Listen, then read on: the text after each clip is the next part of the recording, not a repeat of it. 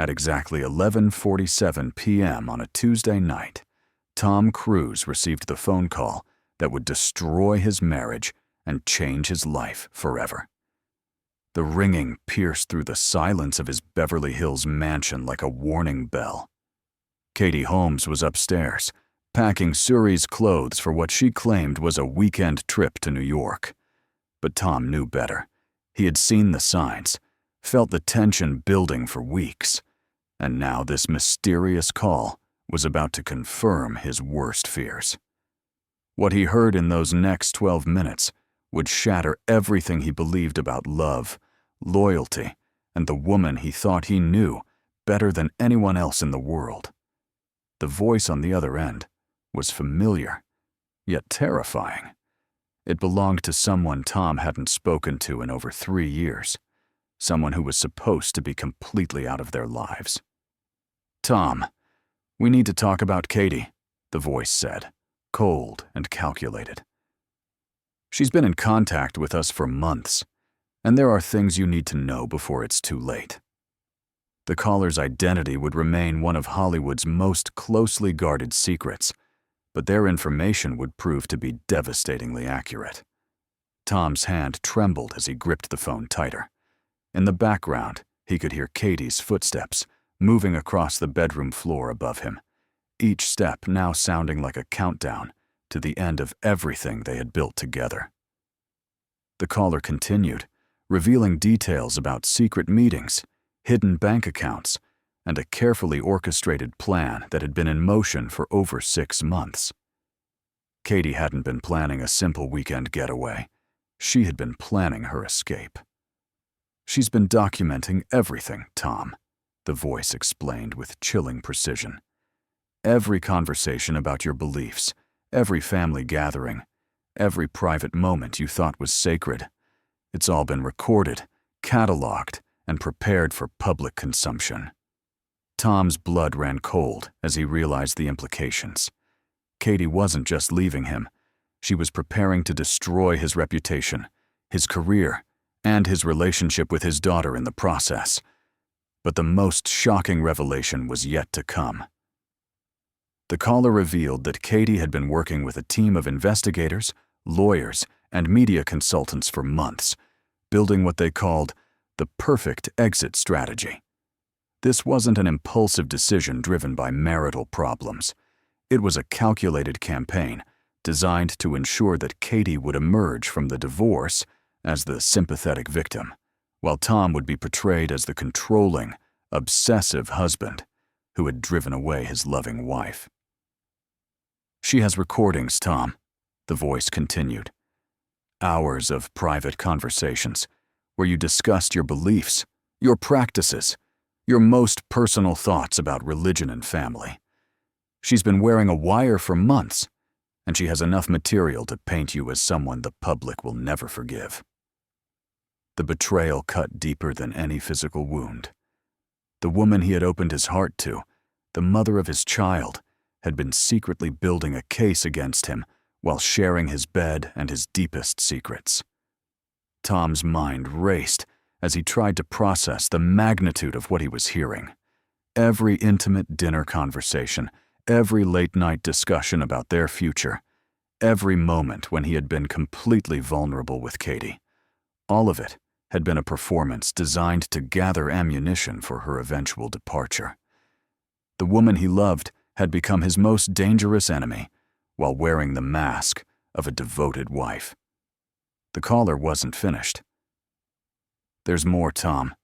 She's been in contact with your ex-wives, Nicole, specifically. They've been comparing notes, sharing strategies, building a narrative about a pattern of behavior that will make you look like a serial manipulator of women." Tom felt his knees buckle as the full scope of the conspiracy became clear. This wasn't just about Katie leaving. It was about destroying his ability to ever have a meaningful relationship again. As if on cue, Tom heard Katie's voice calling down from upstairs. "Tom? Is everything okay down there?"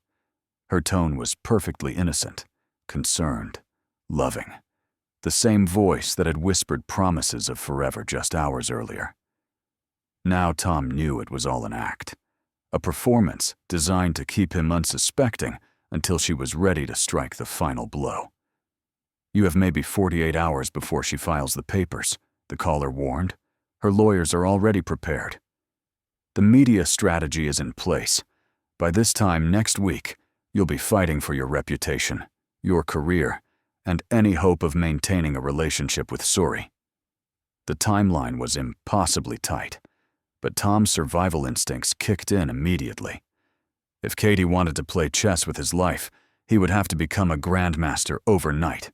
Tom hung up the phone and sat in the darkness of his study, processing the nuclear bomb that had just detonated in his life. Everything he thought he knew about his marriage, his wife, and his future had been obliterated in a single phone call. But Tom Cruise hadn't become one of Hollywood's most powerful figures by accepting defeat. If Katie wanted a war, she would get one, but not the kind she was expecting. The next 72 hours would become the most intensive period of Tom's life.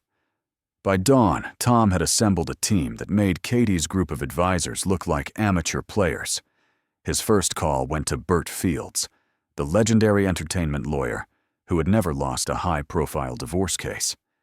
His second call was to Anthony Pellicano, the private investigator whose network of contacts could uncover secrets that most people didn't even know they had. By 6 a.m., Tom had mobilized a war machine that would make Katie's carefully planned strategy look like a child's game. But Tom's most brilliant move wasn't hiring better lawyers or more sophisticated investigators. It was something far more personal and devastating than Katie could have anticipated. Tom began documenting Katie's behavior with the same methodical precision that she had used against him. Every conversation, every interaction, every moment of apparent deception was now being captured and cataloged. The irony was perfect. Katie had trained him to be the perfect spy in his own marriage. Tom installed recording equipment throughout the house, with the full knowledge and cooperation of his security team.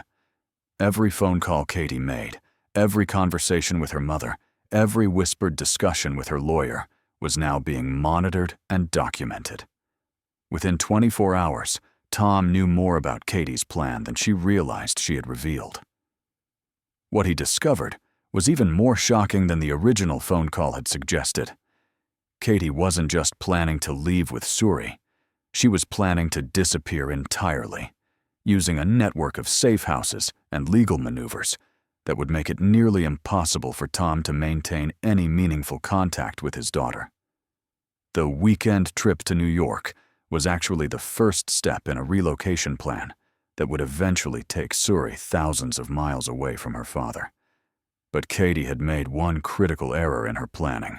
She had underestimated Tom's capacity for strategic thinking and his willingness to do whatever it took to protect his relationship with his daughter.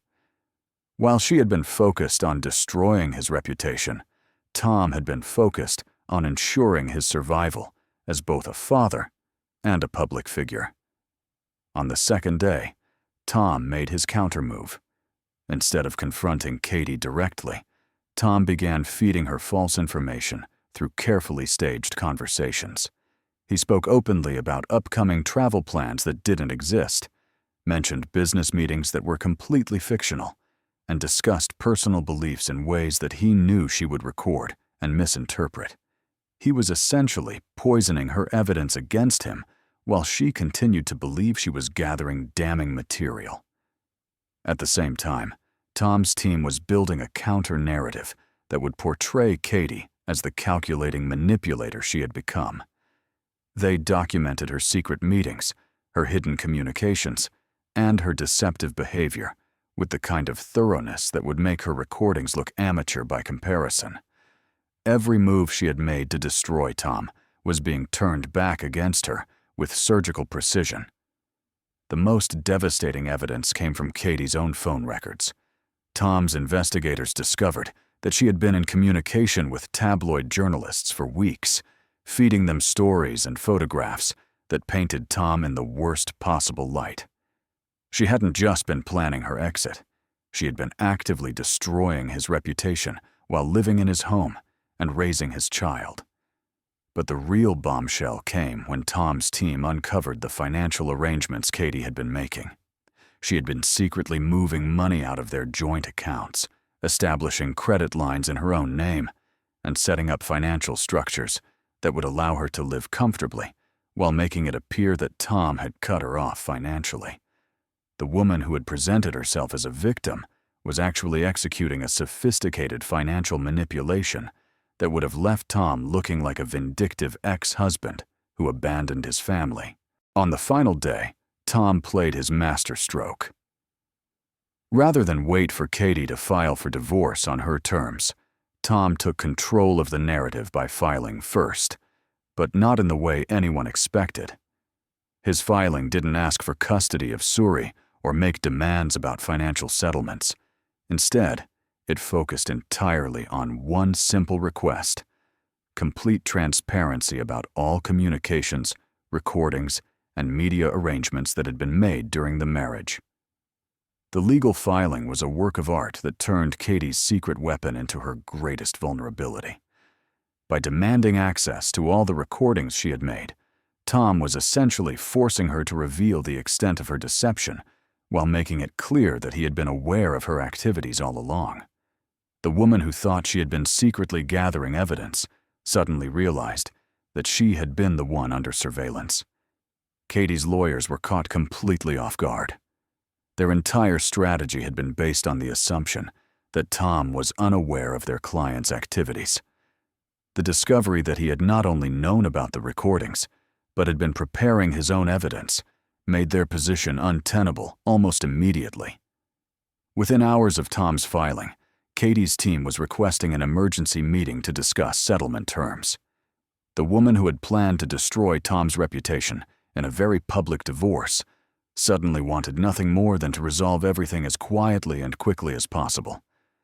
Her carefully orchestrated media campaign was abandoned, her secret recordings became worthless, and her plan to disappear with Suri evaporated overnight. The final settlement, reached just 72 hours after the mysterious phone call, was unlike anything Hollywood had ever seen.